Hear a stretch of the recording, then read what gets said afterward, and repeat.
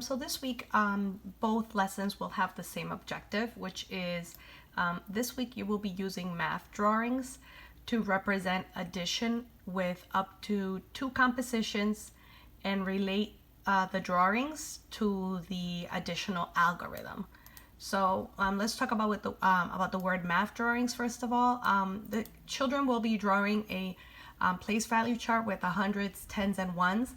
They can draw this right in the small squares in their math book. And then they're going to draw a disc, and the disc are these round circles that have either hundreds, tens, or ones in the center. They can feel free to also use this document. If they go to File, Make a Copy, and type their name and then hit OK, they will have this copy all on their own, and they will be able to actually move the disc into the document the way that I'm going to do it today. So that way they don't have to draw it. They can actually use this math drawing to represent their addition. Let's go back to the vocabulary word. The next vocabulary word I want to talk about is the word represent.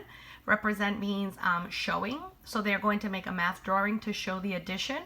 And 2 compositions. So a composition is when you can take 10 tens and remove them from the tens place and put 100 in the hundreds place, because 10 tens is the same as 100, and what we used to call borrowing. So and then you can also make a composition by taking 10 ones and moving them, removing them from the ones place and exchanging them for a tens disc. So a composition means that they might have 10 ones that they can turn into a 10, and they might also have 10 tens that they can turn into 100. That would be considered 2 compositions because they changed 10 ones for 1 10, and they changed 10 tens for 100. Those are the 2 compositions. And then they're going to relate. They're going to see how the drawing and the addition algorithm are the same. And just for vocabulary purposes, a standard algorithm is the way that we normally would do the math when we were growing up. So this is considered standard algorithm. We're going to see how this is the same as the drawing we're going to make in a minute. So I'm going to start by first showing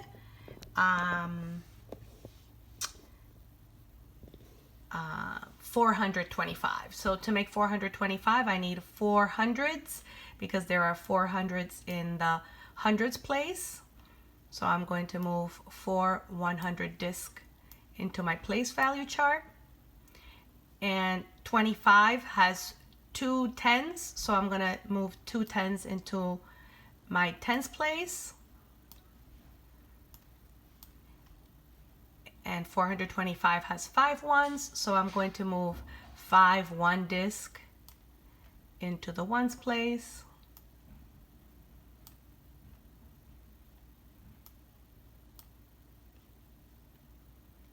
Four and 5, and now I have 425, and I am going to add to 425 336, so I'm going to add 3 hundreds to the hundreds place to show 336. That's 2, and that's 3, and 336 has 3 tens, so I'm going to add 3 tens to the tens place. 1 10,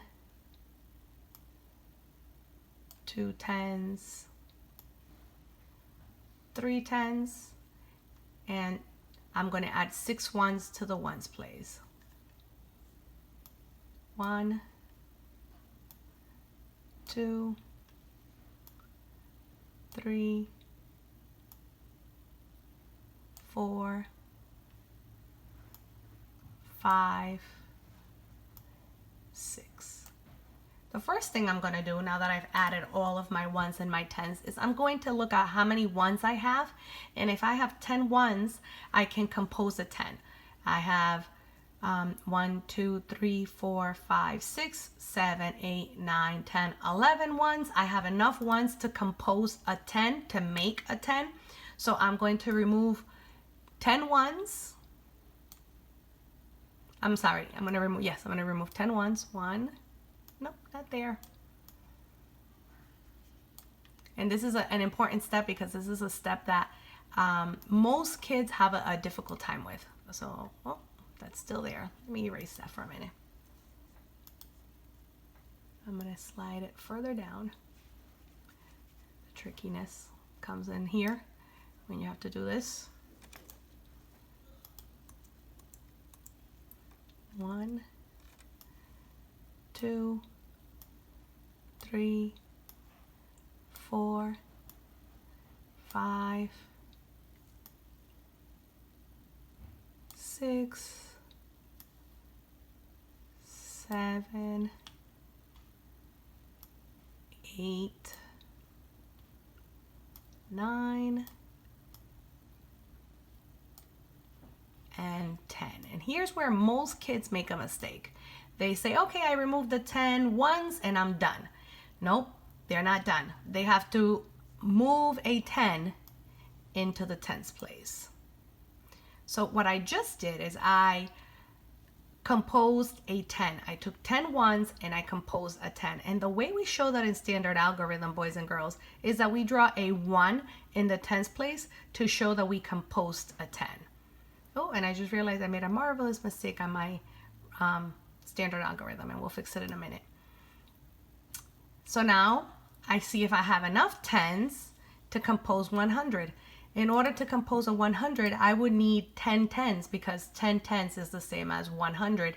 And I see that I only have 1, 2, 3, 4, 5, 6. I don't have enough to compose 100. So that must mean that I'm all done. So I ended up with 100, 200, 300, 400, 500, 600, 610, 620, 630, 640, 650, 660, 661 as my total answer. And if I, oh, wait, 1 second. I did something wrong because my answers don't match and I must have done something drastically wrong. Let me see. 1, 2, 3, 4. 1, 2, 3. 1, 2, 3, 4. Ah, I see. I did not draw another 100 because I had 400 and 300s and I only drew 2. So now I can see where I made my marvelous mistake. And this is why it's so important to show your work, especially when you take a test, because if I see that that's what you made, instead of marking the whole thing wrong, I'll just give you half a credit, like I just caught my mistake. So I have 761 and I had written 760. I had made a marvelous mistake in written form. This should be a 1 in the hundred, in the ones place. So my answer is 761 and I should have a 1 in the ones place.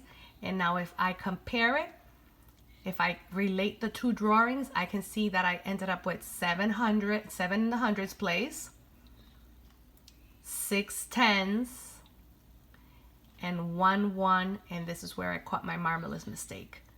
And I had composed a 10. I took 10 ones and I made a 10, and in standard algorithm I showed that as well. So to relate the standard algorithm with your drawing, it's another nice way to double check your work and make sure that you did it properly. When I double checked my work, I realized right away that I had left my 1 out in my standard algorithm.